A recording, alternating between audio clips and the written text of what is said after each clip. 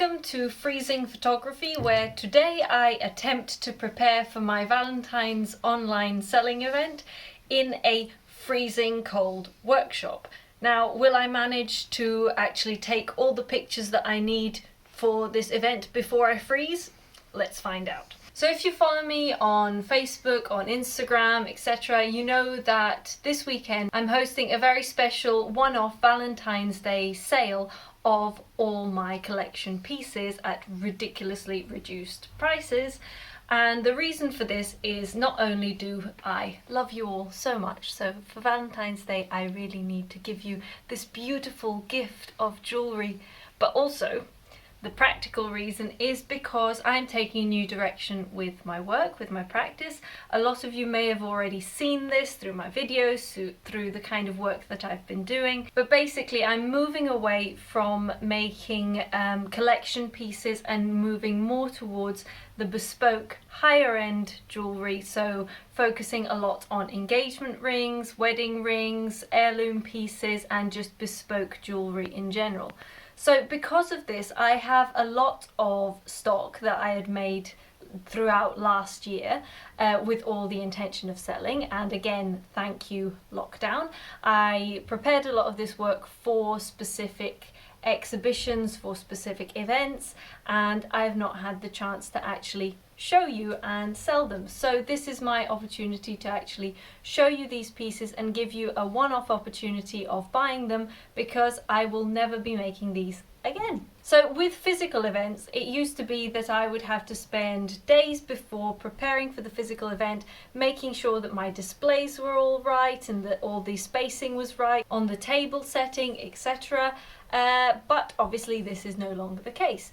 But now the challenge is getting good photography of my pieces so that you guys can actually see the piece as it actually looks. Now, why do I say this? Because often with jewellery photography, it is very, very difficult to get a good picture of jewellery. I mean, you know yourself, even just taking a picture of yourself, you need about 4 or 5 tries before you even get something that remotely looks like you. So imagine with something that is actually made out of metal and bounces the light that you've got on it in every single direction. So if you've got just a slight variation, it can look like plastic, it can look like metal, it can look like anything under the sun, just because of a certain way that it decides to capture the light. So for me to actually try and get a good picture of what it genuinely looks like is quite tricky, especially seeing as I am not a photographer. I have no training in photography, I'm a jeweler, I make them. If I could, I would get a photographer again, but 1, cost, and 2, we are in lockdown, so I can't get anyone else to help me out with this. So today I will be taking pictures of these with my very small setup here in my workshop again, where you can see I'm actually using my workshop light and just 2 pieces of white paper, and that is basically it. This is all that I'm going to be using to take a picture, and I don't have any fancy cameras or anything like that. I literally just have my phone. So today it's a challenge in itself to just actually get good pictures of all my work in these very small and limited conditions. But not only that, I've got the added challenge of being in an absolutely freezing cold workshop. And it's been snowing for days and this place is not warming up at all. So I have a kind of time limit on myself as well, because I need to have this done before I freeze to death. So the first and most important tool that I will need to do this is my hot water bottle. Without this, I am actually going to freeze to death. And I'm actually going to show you something that I always used to do at university, which got me into a good habit of wearing my pinafore every day so that I didn't get all my clothes dirty. But the main reason for me wearing a pinafore every day was not actually much to do with jewellery, but was the fact that it helped keep my hot water bottle in place. This is how I do it. Stuff it in, and it's always good to have these oversized jumpers because they hold everything in perfectly. And again, you can't really see too much that it looks like I'm a few months pregnant with this hot water bottle. Bit of a weirdly shaped child, I grant you, but still. Step number 2, actually putting the pinafore on. goes around, and then you've got the tricky bit of balancing it before you've tied it. Da, da, da, da, da. Under it goes. Ha-ha!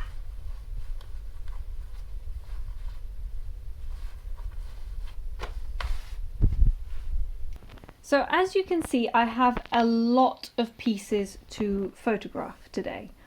And I've realized that because my sales on Instagram will be through my stories, I can't really photograph all these pieces individually. So I've decided that I'm actually going to show them as collections, and some are one-off pieces, so they won't really work in that kind of collection environment, but I'm going to try taking a few pictures of multiple pieces together and see how I get on from there. So as it's Valentine's Day and a Valentine's Day sale, I have decided to start with my little heart collection. So I am now going to lay out all the items of my little heart collection and see where to go from there. I also have my trusty blue tack here at the side, because sometimes you just need to position things so that they're sticking up rather than just lying down. I have the ring, I have the earrings, and I have a couple of necklaces as well, and a bracelet. So this one is a kind of all-rounded collection. So again, I'm just placing them here for now, and then I can lay them out maybe a bit better once I can see them through my camera lens. I also like to feature petals in my photography because that's my style, that's the direction my work is going, and I always feel it makes it look really elegant and really nice. So I've got some dried petals here that I dry myself from my garden. So now I'm going to take my camera and see what it looks like from the lens. Not too bad, but I need to get a new bit of angling. This is going to look absolutely ridiculous, but you will see me attempting multiple quite ridiculous things because I don't have much. And one thing that I've tried to fabricate is this aluminium thing. If you cook a lot, you will recognize this handy little implement as the thing that stops your sauces from spitting all over the place. I have now made it into a reflector. I know you can get these online, but you can also make them quite simply with just basically covering anything in a bit of tin foil. And I was actually advised by a photographer that if I wanted to try and get some good reflections, to use one of these, but not to really spend a lot of money getting reflectors when I don't really have a photography layout or studio, and for this it's just easy enough to do it this way. So I've never tried this before, so this might fail, but it actually does do something. Now the only thing that is not working with that layout is that ring looks depressed because it is facing the ground. So I'm going to get a little bit of blue tack and I'm going to attempt to sit it up the way. So I basically nestle it in there, and one of the reasons I use blue tack is because obviously one, it's sticky, or it should be if this place weren't quite so cold, and two, it doesn't ruin the jewellery. So there, it's now sticking up, and now for the balancing act. There, I think I've got some fairly decent pictures. I'm just going to take some individual ones as well. Probably take a long one because I've just realised it's for stories on Instagram and Facebook.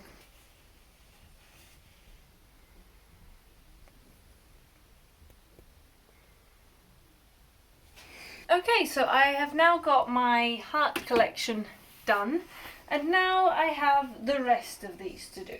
So the principle's going to be the same, and I am just basically going to crack on and do it.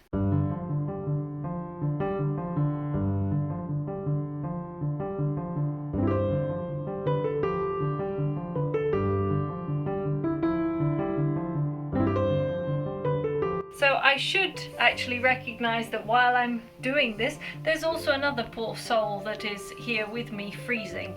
Are you feeling cold, cameraman? Oh, do you want a hot water bottle too? Well, I'm sorry, I'm not going to share mine.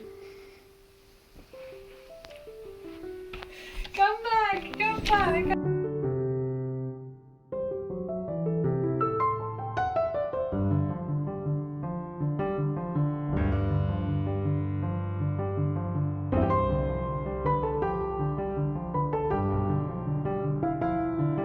So I have finally managed to finish all my pieces. They are all photographed and ready to go for this weekend's event. So if any of you have fallen in love with any of these pieces while I've been photographing them, then please feel free to join me this weekend. It's a sales event from Friday to Monday, and it's basically everything's discounted. It's all going to be in my Facebook and Instagram stories. All you have to do is just flick through my stories, and if you find any that you like, just DM me and we can go from there. And it's just really straightforward, and if you do it this weekend you will get it in time for Valentine's Day. And if you would like to actually see these pieces and you don't already follow me, you can find them really easily through my social media at Lorna Design, and you can also have a browse on my website at lornaromanenghi.com, but the sale is not happening on my website, it's only happening on my social media. So just follow me on at Lorna Design and you will find everything there. But apart from that, I'm feeling very proud of myself. I've managed to photograph everything. I am here, I am very cold, but I am still standing. So I am now going to go downstairs back into the warmth and get myself a nice hot cup of tea, a fresh new hot water bottle, and just defrost for a while. So thanks again for watching today. I hope you've had fun watching me freeze, and you sadists. And if you've enjoyed this video, then don't forget to subscribe to my YouTube channel and click the little notifications button, which will keep you up to date to my weekly videos. Thanks again for watching, and see you next week.